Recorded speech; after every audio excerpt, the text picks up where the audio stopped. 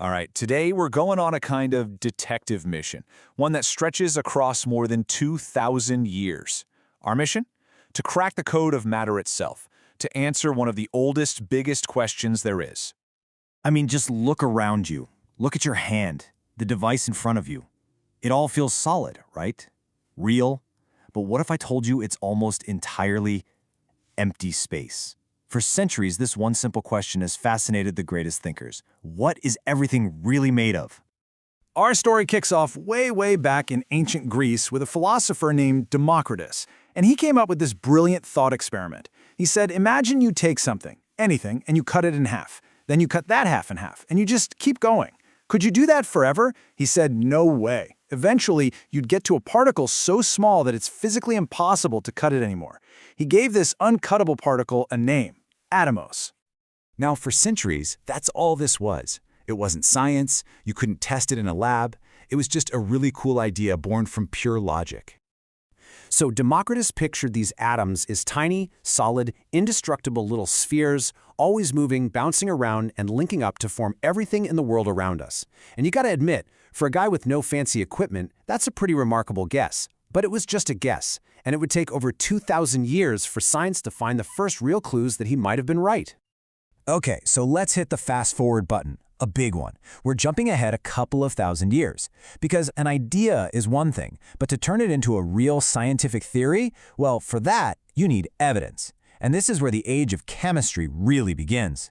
You had these brilliant scientists, people like Lavoisier and Proust, and they started doing something that sounds simple, but was totally revolutionary. They started meticulously weighing chemicals before and after they reacted, and they found these incredible rules. First, mass is never just lost or created. And second, elements always combine in the exact same predictable ratios. It was like they were discovering the universe's secret recipe book, and all the clues pointed to one thing: matter had to be made of distinct little packets. Then, in 1808, an English chemist named John Dalton connected all the dots. He took that ancient Greek idea and gave it a scientific backbone. He pictured atoms as tiny, solid billiard balls. You know, a gold atom was one kind of billiard ball, an oxygen atom another, and they combined in fixed ways. This model was a total game changer. It perfectly explained all the rules of chemistry they were seeing and basically built the foundation of the science as we know it. For nearly a century, Dalton's solid, indivisible atom was the accepted truth.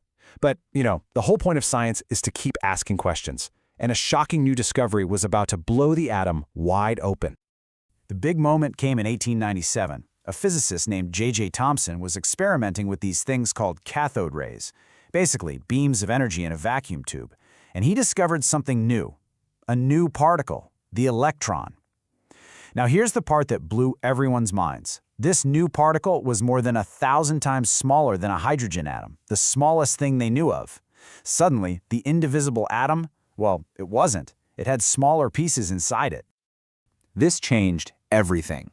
Thomson had to invent a whole new model. He called it the plum pudding model. I know, it's a funny name, but think of it like a blueberry muffin. The cake part of the muffin is a big sphere of positive charge, and the tiny negative electrons are like the blueberries scattered inside. For the very first time, people realized the atom wasn't just a solid ball. It was a complex machine with moving parts. But any good new model has to be tested. And the test for this one, led by a scientist named Ernest Rutherford, would end up being one of the most important experiments in the history of physics. No exaggeration. So here was the plan, and it's actually pretty brilliant. Rutherford's team was going to shoot tiny, positively charged bullets, called alpha particles, at a sheet of gold foil. And this foil was so unbelievably thin, it was only a few atoms thick. It was literally like shooting a cannon at a piece of tissue paper. Now, according to Thomson's plum pudding model, where all that positive charge was spread out and soft like cake, the prediction was simple. These little alpha particle bullets should just tear right through the gold foil. Maybe they'd get nudged off course a tiny bit, but that's it. They should go straight through. Yeah, that is not at all what they saw. The results were, well, they were so shocking they seemed impossible. So yeah, as predicted, most of the particles sailed right on through. But some of them were deflected at huge angles. And here's the mind-blowing part. About 1 in every 8,000 of them bounced almost straight back. Rutherford later said it was the most incredible event of his life. Quote, as if you fired a 15-inch shell at a piece of tissue paper and it came back and hit you.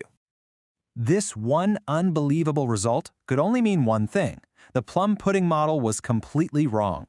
The fact that most particles went straight through proved the atom must be mostly empty space. And for a tiny particle to bounce straight back, it must have hit something incredibly small, incredibly dense, and also positively charged. Rutherford had just discovered the atomic nucleus.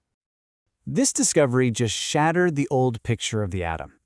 The focus of physics now shifted to that tiny, dense, mysterious core. What in the world was going on inside the nucleus? The leap in understanding here was just monumental. We went from thinking of the atom as a soft muffin to picturing it as miniature solar system, with a tiny dense sun, the nucleus, at the center, and electrons orbiting it from a huge distance away. So scientists got to work filling in the details of this new model. We now knew the nucleus contained positively charged particles called protons. We knew the negative electrons were orbiting way out on the edge. And a little later, a scientist named James Chadwick discovered the final piece of the puzzle, the neutron, a particle with no charge that also lives in the nucleus and helps hold the whole thing together. But wait a second, this new solar system model creates a huge new question. We all know that opposites attract, right? Positive and negative charges pull on each other. So what's to stop the negative electrons from just getting sucked into the positive nucleus and causing the whole atom to collapse? Well, the answer is an invisible force that you've actually played with your whole life. It's called the electrostatic force. It's the same thing that happens when you rub a balloon on your sweater and then the balloon sticks to the wall. That static cling? That's the force. And it's kind of amazing to think that that simple, everyday force is, on a fundamental level, the exact same force that keeps electrons whipping around the nucleus. It's the cosmic glue that holds every single atom, and therefore everything, together. And now for the most mind-bending part of all of this. Because the nucleus is so incredibly tiny, and the electrons are orbiting so incredibly far away, the atom is almost entirely empty space. We're talking 99.999% empty space, which means you, me, this screen, the planet, we're all mostly nothing at all, just held together by invisible forces. So just think about that. In a little over 1 century, we went from thinking matter was made of tiny solid dots to realizing it's made of complex miniature solar systems that are almost completely empty. It's an incredible story of human curiosity. And it really makes you wonder, doesn't it? What other huge secrets are still locked away waiting for us to discover?